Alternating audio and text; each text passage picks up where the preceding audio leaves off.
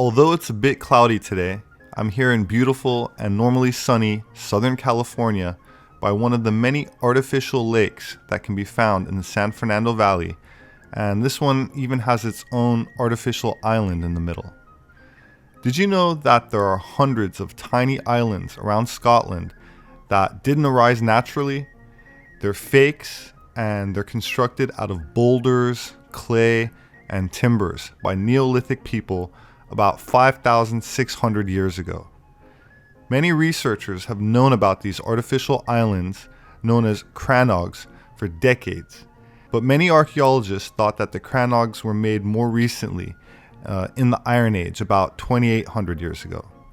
Not only are these Cranags much older than previously thought, but they were likely special locations for the people who made them, according to nearby pottery fragments recently discovered by modern divers, likely dropped into the water intentionally, possibly for a ritual. Initially, many researchers thought that Scotland's Cranags were built around 800 BC and reused until post-medieval times in the 1700s.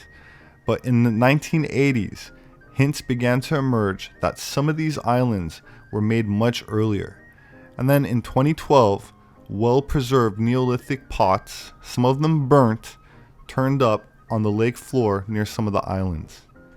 Loch Arnish, Loch Borgastale, and Loch Langabat. According to radiocarbon dating, 4 of the Cranags were created between 3,640 BC and 3,360 BC. Other evidence, including ground and underwater surveys, paleo-environmental coring and excavation, supported the idea that these particular islands dated to the Neolithic. Each of the artificial islands were fairly small, measuring approximately 33 feet across, with one of the islands in Loch Borgastale even having a stone causeway connecting it to the mainland. It undoubtedly took a lot of work to make these islands, but these structures were clearly important to the ancient people, as there are 570 known in Scotland alone, and that's not counting the ones in Ireland. So far, just 10% of the Cranags in Scotland have been radiocarbon dated, meaning that there may be more ancient Cranags than these newfound Neolithic ones. Some modern Cranags have wooden structures like this, but what are they? This is a Cranach, an ancient type of Scottish house built on a loch. This one is on Loch Tay. Hello there, my name's Alan. I'm here to tell you about the Cranach and how the people lived in the Cranach in ancient times. Your Cranach is dated, or it's based on a Cranach that was dated for about 2,500 years ago. And this is how people built them, using the timber for round about the loch, drove them into the bed of the loch, created a platform and built their house on them and lived in them. They also worked the land as well. They were farmers, they grew crops, they kept livestock, and they gathered a lot of food for the wild as well. They hunted, as well as gathering wild berries and nuts and all the rest of it. The word Cranach actually means basket. A cran is an ancient word for basket, and the basket effect is what the Cranach is. It's all woven, all the timber's all woven in and out. There's no nails in the Cranach. It's held together with the rigidity of the timber itself and the bits of rope that they've made from different things like tree bark to make good rope for this. If you broke all that down, you can start to weave and twist and make good rope, and that's strong enough to hold the timbers in place.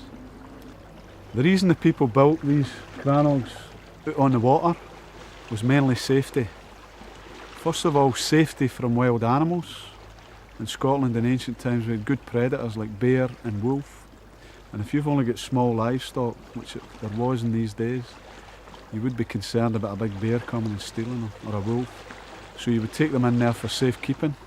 As times got on to more conflict, they became good defensive places against folk wanting to steal your cattle from you. Midges, I mean, working on the land here, you would be annoyed greatly with midges, but as soon as you go out on the Cranach itself, there's less midges. There is no midges, in fact. And also the fact that in the winter time, you're dealing with, on the land, hard frost on the ground, really cold. But as soon as you go out towards the Cranach, the frost gets less and less, and it's actually a lot warmer, suspended above the water. Keeps you cool in the summer as well, because it can be hot and muggy on the shore here, but when you're out on the Cranach in the height of summer, it certainly keeps you a lot cooler because the air's circulating round about. So it may be that important people lived on the Cranach because they got all the benefits. No midges, and nice and cool in the summer, and a wee bit warm in the winter.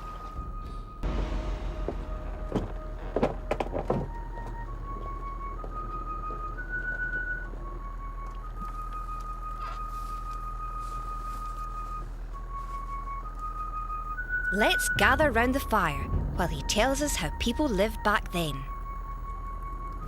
Hello there, welcome to the Cranach. We're here to show you a wee bit of the way people lived then. In this size of Cranach, you're talking about 20 people living in this size. Young children, you're talking about parents, you're talking about even grandparents, aunties and uncles. And you would all sleep all in the outside. The central area here would be for mainly working. So you'd be making food, making things, using the light of the fire to help you along, and also getting heat from it. Over in this area over here, this is where they brought in their animals.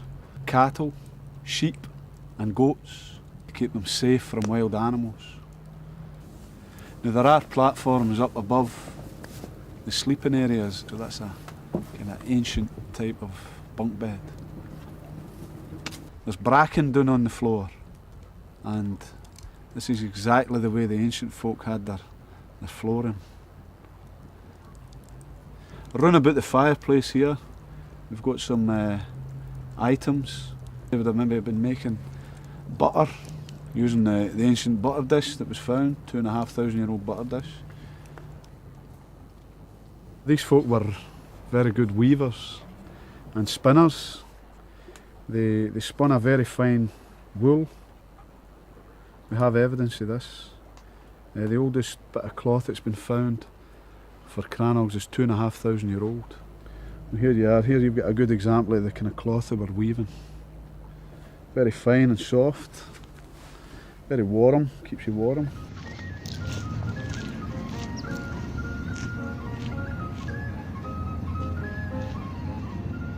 My name is Robert Sepehr. I'm an anthropologist. Please subscribe, share, and like. Buffy and I will see you again soon. Thanks for listening.